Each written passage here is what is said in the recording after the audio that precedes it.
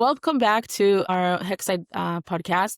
Today we have here Michael Taksyak, our dear colleague and partner. Michael, can you tell a few words about yourself before we start? Sure. So, Michael Taksyak, I'm currently the managing partner of Adam Partners, an investment firm in agriculture and food.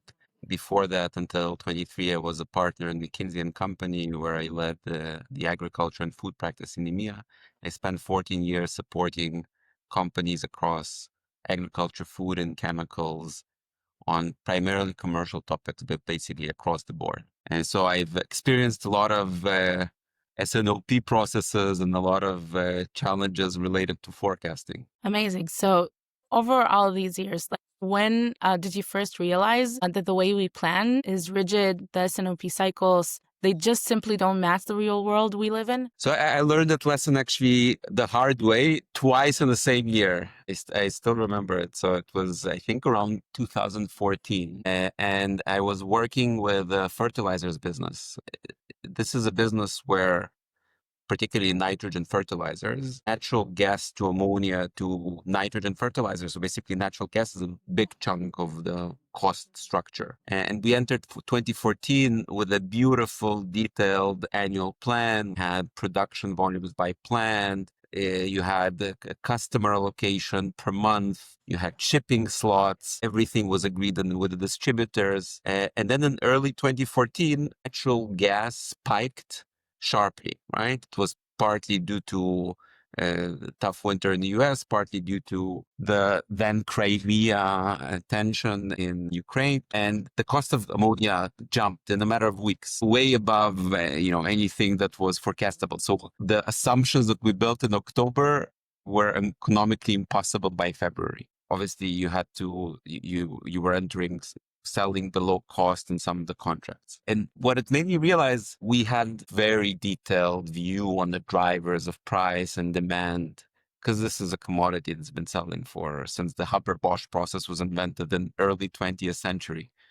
And so, you had long history in the product, but making a point prediction on what's going to happen that next year is extremely difficult, even applying the most sophisticated tools. And then the second time I saw it was actually later that year. I saw the opposite problem. We had too much demand too fast. It was a business that was supplying ingredients into confectionery, so chocolate coating, fillings, fats. And then I think it was mid 2014 when there was started the rumor circulating. It was around, because of higher cocoa prices, that there's going to be a raw material shortage. And retailers and confectionery producers really panicked and started, buying out everything that was available. And so, our deterministic plan at the time said, okay, Germany, 1,200 tons in July, France, 950 tons, Italy, 600 tons. The reality was roughly double that, right? So like all of a sudden you have Germany ordering above 2,000 tons, which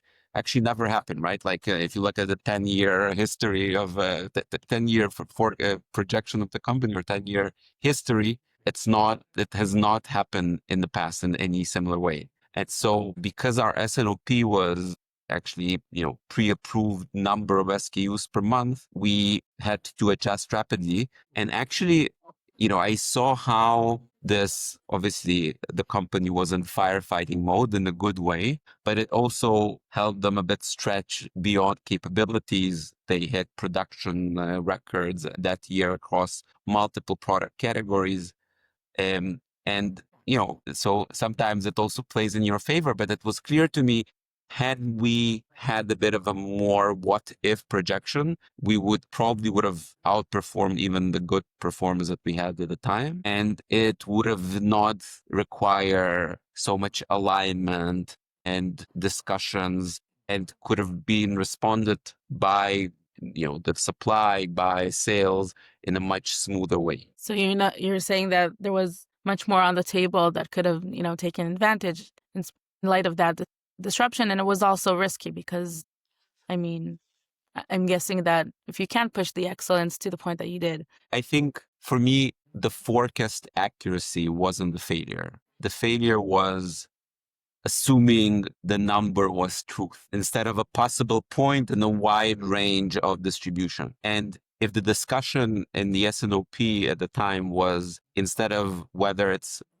900 or 950 pieces forecast that we're going to have for Germany, would rather be that what do we do if there is 1500 demand, right? That would have been a much better discussion to have. And that's something I've tried to implement. I have to say, kind of we're 11 years later, not much has changed in the world of corporate S&OP. Yeah, I agree. It sounds like you're describing something that's just happened, not 11 years ago. Probably also, it's also right in a situation that occurred in the 90s or the 80s, before you entered the markets.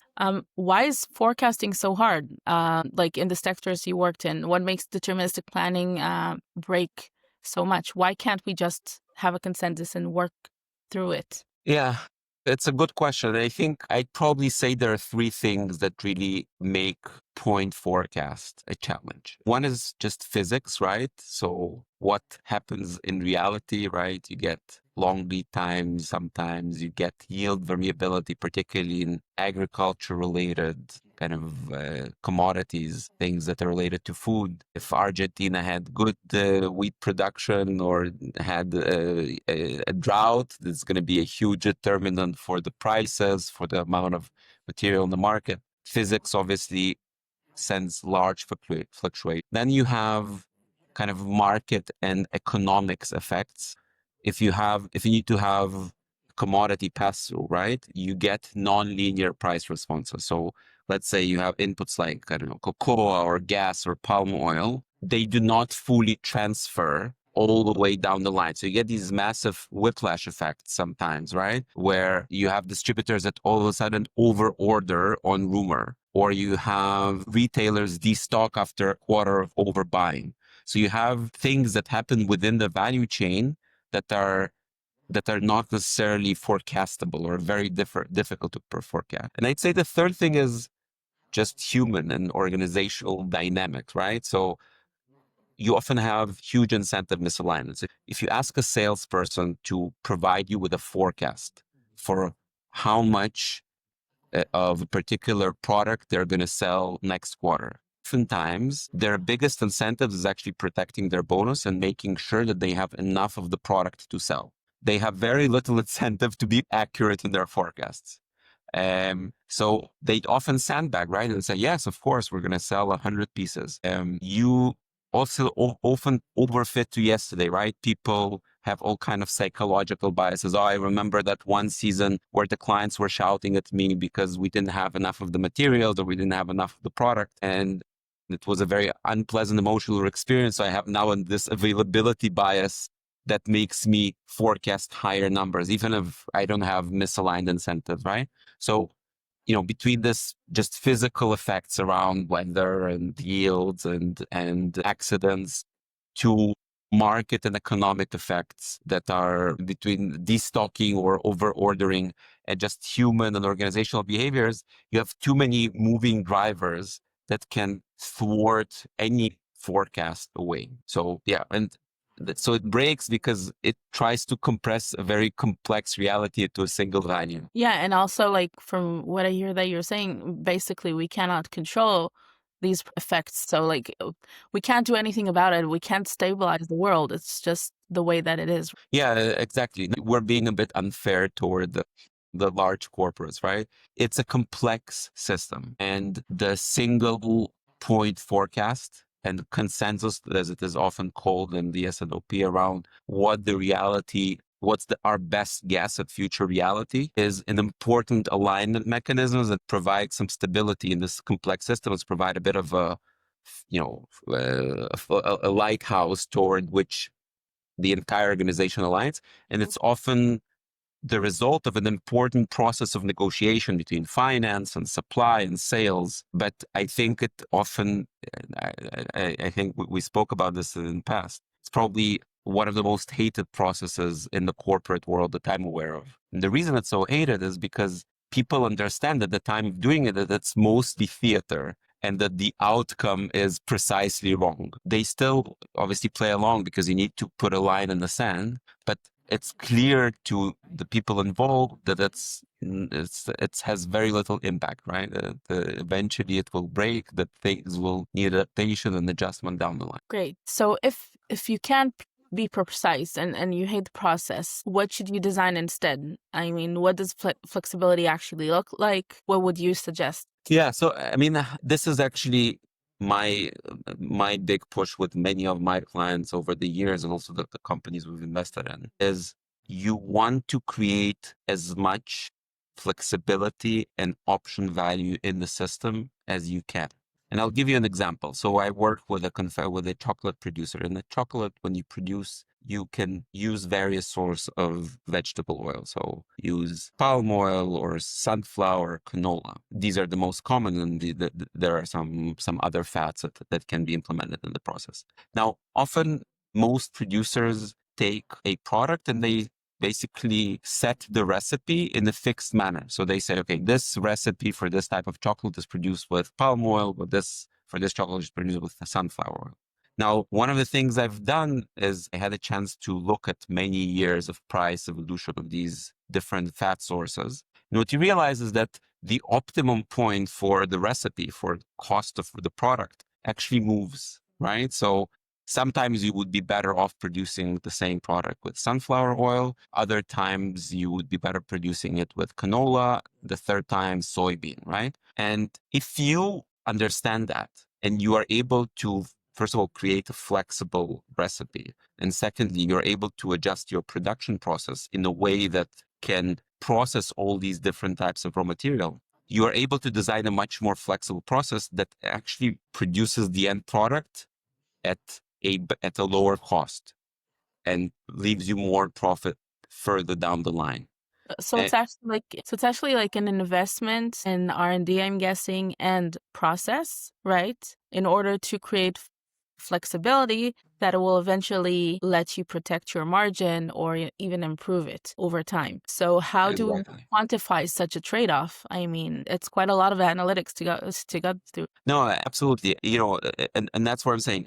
If you take that these organizational resources that go into put a consensus figure on what's going to be the cost of palm oil for us, and as a result, we're going to understand what's going to be our profit margin. Let's invest some of that effort to actually create flexibility and then define the bands under which we are using the different types of fats. That example can be applied to many industries, and it can be applied both on the production side. So what raw materials do I use? How do I flexibly adjust my recipe to protect my costs? And what is the band of cost under which I shift between palm oil to sunflower oil? But it can also apply to the sales side, right? And that's where you can use dynamic pricing as a way to calibrate the demand, right? It's an investment. It's an investment in the analytical engine behind it. It's an investment in the processes, but then it allows you flexibility that when you have spikes that are inevitable, right? You're going to have shocks in your raw material costs. You're going to have shocks in availability. You're going to have shocks on demand side. You are much better at protecting margin, protecting market share, whatever, protecting service level, right? Whatever your commercial objective is, if you have that flexibility baked into your system.